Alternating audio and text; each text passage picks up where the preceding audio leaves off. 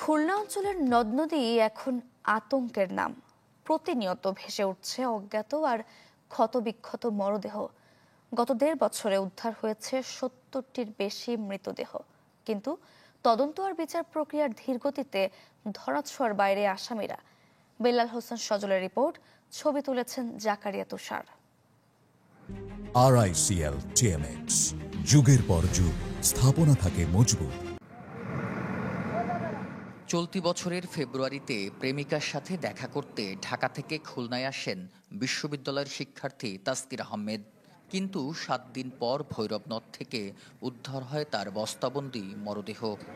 গ্রামে কারোর কোনো শত্রু ছিল না, ওর ওই প্রধান ওই আছে রনি আছে সবকিছু। ওর জন্য আমার সন্তান আমি হারাইছি।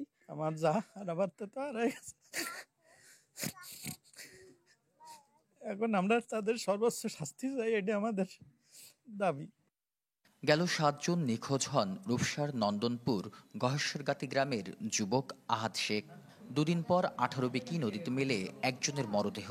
পুলিশ এটিকে আহাদের মৃতদেহ দাবি করলেও পরিবার বলছে ভিন্ন কথা। ওইটা আমার ছেলে না, ওইটা অন্য একটা ছেলে, ওর বয়স্ক। ওই যারা সুইচ গেটের ওখানে পাওয়া গেল লাশটা, বয়স্ক। কত মানুষ মরতেছে, মানুষের লাশ নিয়ে যাচ্ছে, আমার তা পালাম না, নিকুজি বানাই দিচ্ছে একেবারে।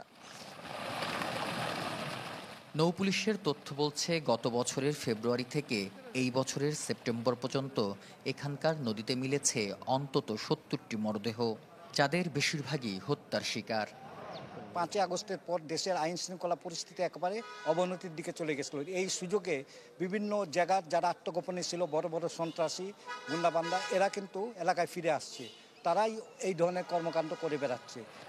বিশেষজ্ঞরা বলছেন আলামত নষ্ট ও মরদেহ লুকাতে নদীকে বেছে নিচ্ছে অপরাধীরা সাধারণত অন্য কোনো অপরাধ হলে সেই ট্রেন্ডটার দিকে নজর রাখে, এবং তারা যখন এই গ্যাপসগুলো দেখতে পাচ্ছে যে এই পদ্ধতিতে লাশ গুম করলে বা এই পদ্ধতিতে হত্যাকাণ্ড সংঘটিত করলে তাদের ধরা পড়ার সুযোগ কম থাকছে, বা যদি ধরা পড়তেও হয় তার জন্য একটা বিশাল সময় সেখানে তারা পাচ্ছে নিজেদেরকে লুকিয়ে ফেলার জন্য, ঠিক সেই জায়গা থেকে তারা হয়তো এই জায়গাটাকে পিক করেছে। হত্যাকাণ্ড যেগুলি নৌপথে হয় সেগুলি তো আমরা আমাদের সক্ষমতা অনুযায়ী তদন্ত আমরা সম্পন্ন করতে পারি, কিন্তু যে সকল হত্যাকাণ্ড স্থলভাগে হয় কিন্তু তার মৃতদেহটিকে লুকানোর জন্য হয়তো সে নদীতে ফেলে দিয়েছে, তো সেক্ষেত্রে আমাদের একটু বেগ পেতে হয়।